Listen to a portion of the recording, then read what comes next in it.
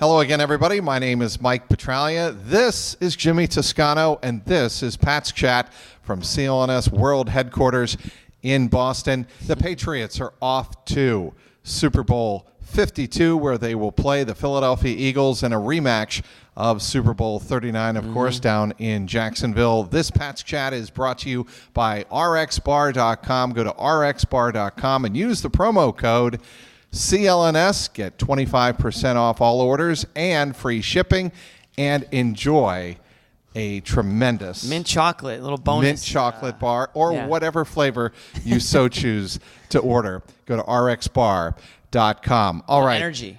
The Patriots will be looking for some energy. You like that segue, Jimmy? They will be looking for some energy heading into what is a bye week for the Super Bowl, then they leave for Minneapolis on Monday. What do you think the Patriots should be most concerned about going into this game, this rematch with the Eagles from, 13 years ago? Well, I don't think we have to worry much about that game. But for me, I think immediately they're concerned, and I know we're getting into this later, is the health of Gronk. So I won't jump to conclusions there. Matchup-wise, for me, it's the Eagles' offensive line and the Patriots' defensive line, because the Eagles' offensive line has been probably the best offensive line in the NFL this year. And what stood out to me against the Jaguars is the lack of pressure that the defensive line was getting. They weren't getting to Bortles enough, even when they blitzed. And that allowed Bortles to make plays. And don't forget, I don't want to say picked apart the Patriots secondary, but that first half there was pretty ugly. Right.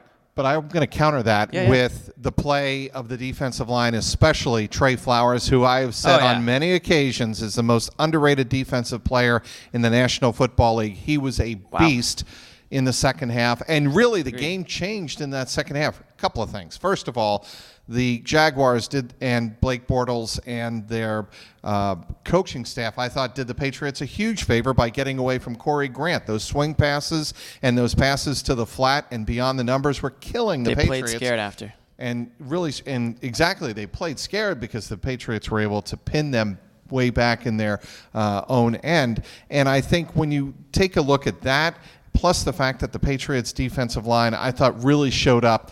Not only was it Trey Flowers playing so hard in that second half, and he got stronger as the game went on.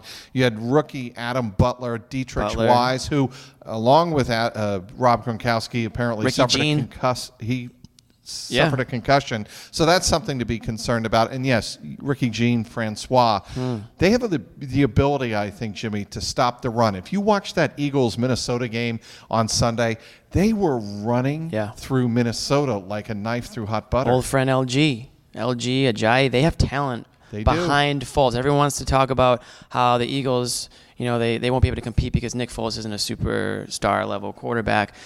Listen, Nick Foles has done a serviceable job. He's no Carson Wentz. We can all agree on that. But the Eagles aren't solely winning because of the quarterback play. They have a very strong defense. I already mentioned their offensive line. They have running backs that, because of that offensive line, they're opening up holes for them. And we know what Blount can do when he gets a full head of steam. Right. And they've got talented wide receivers, Al Galore and is it Jeffrey? Yeah. They've got talent up and down the board. There's one player that I think you're leaving out that's perhaps the most valuable offensive weapon that Nick Foles has going into the Super Bowl, Zach Ertz. He's the one who I think that would keep Bill Belichick and Matt Patricia up at night and will keep them up late at night wondering how do we attack that type of position, because remember, the Patriots have had their issues with West Coast offenses before.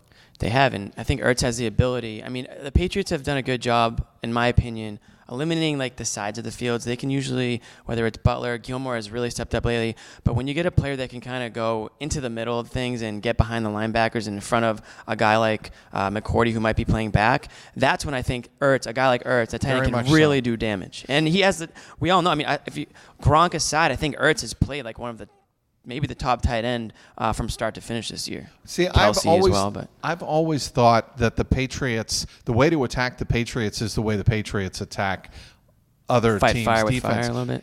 And that is throwing over the middle. Mm-hmm. You don't see a lot of teams throw quick in cuts against the Patriots because they're impatient. They want the big strike down the field with their passing game. Yep. Hey everyone, Jimmy T here from the Gadden Report, and if you're like me, you're always looking for ways to cram a healthy lifestyle into a busy schedule. And that's why I've incorporated RX bars into my diet. Beyond being a go-to snack that checks off a number of nutritional boxes, RX bars actually do taste delicious. They created a bar made from real, whole food ingredients that actually taste better than anything else out there. And I'm a protein bar guy. No fillers, no additives, no chemicals, and no added sugar. Guys, you can actually pronounce these ingredients, and here they are. 3 egg whites, 2 dates, and 6 almonds. The egg whites for the protein, dates to bind, nuts for texture. Bada bing, bada boom, you got yourself a protein bar. Comes in 11 different flavors. You can like the sweet, maybe you like some chocolate, some fruit. I go blueberry, but I'll also mix in a chocolate chip if I have a sweet tooth. Guess what? They're gluten-free, they're soy-free, they're dairy-free, so if you get that going on, you're good. Good for breakfast on the go, little snack at the office. Personally, I throw it in my gym bag. Eat it after a nice workout, no big deal. So listen up. For 25% off your first order, just go to rxbar.com/CLNS. When you get there, enter the promo code CLNS at checkout, and you'll get 25% off your order, and you can thank me later.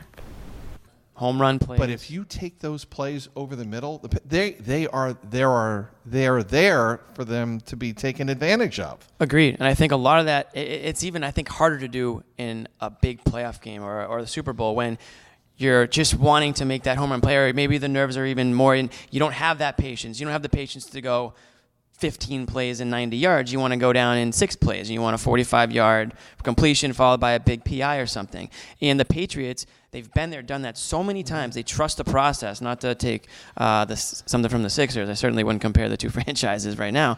But they trust what's gotten them to where they are today. And they just can look back year after year. Tom Brady is not reinventing the wheel. I mean, he's done the same thing. He's added to his repertoire, his arsenal. But at the end of the day, it's accuracy and it's timing. And when you can do that in the middle of the field, you really start to open things up elsewhere. Okay, storylines going into Super Bowl 52. We have to hit on many of them, yeah. Yeah, there will be many, but the one that I think Tom Brady is going to get asked about, not his hand. His hand is A-OK, and as a matter of fact, his hand was so good, he wasn't even included on the first injury report, the official Super Bowl 52 injury report that came out on Wednesday. No, it's Tom Brady and Giselle again. And whether or not Jay Feely was urged, apparently he was, to tell Tom, can you please get the message across to Tom to maybe hang him up, especially if they win Super Bowl 52. How many questions do you think Tom is going to get this week about that? You know what? It's not just this week. Last year, the year before that, it's always you're going to get the questions, is this it for Tom? Is this it for Bill? I think, Are they gonna... but you know what, Jimmy? This story kind of brings it into focus because more because Giselle apparently made that plea to Jay Feely, his teammate from his old Michigan days. Can you get the message to Tom that I'd really love to see him hang him up? That's a big story. But whose wife at the end of you get to a certain age, and whose wife starts to this is get in your ear? Jimmy. I know she's not just any wife for sure, but she's obviously coming from a different perspective because she is his wife and she has their kids, and she's worried about what's life going to be like after football. I totally get that, but Tom is his own man, always has been, and no question. And he's not going to. I'm not saying he's a bad husband or a bad father, but he's not going to allow that to sway his decision, and he does everything he needs to do. Football is a crazy sport. You never know what's going to happen. But he treats his body and he does everything he can to keep himself as healthy as possible. He's playing quarterback, one of the safest positions in all of sports at this point in our lives because of all the safety features that they've allowed. You can't really touch a quarterback practically anymore. So it's not like he's playing linebacker. He's not playing safety. He's not playing running back where you can say, okay, well, maybe he should start to think about his health. He's not like he's got a laundry list of concussions or these major injuries. So when Tom Brady says he wants to play to 45, I believe him. Whether or not that's in New England, I still believe that he's going to play. Giselle might not like it, but Giselle's not going anywhere. She's not going to divorce him if he's suiting up for the Pats next year. I can guarantee you that. Well, there will be plenty of storylines galore. I will be in Minneapolis. Looking forward to covering it for CLNSmedia.com. It should be a fascinating game on many different levels. Patriots 6-point favorites for the Pats. Yeah, and I think that's a bit high, but we'll get more into that as we get closer to the Super Bowl itself on February 4th. at US Bank Stadium in downtown Minneapolis. We'll have you covered on CLNSmedia.com. He is Jimmy Toscano. I am, yes. I'm Mike Petralia. This has been Pat's Beat and Pat's Chat on CLNSmedia.com.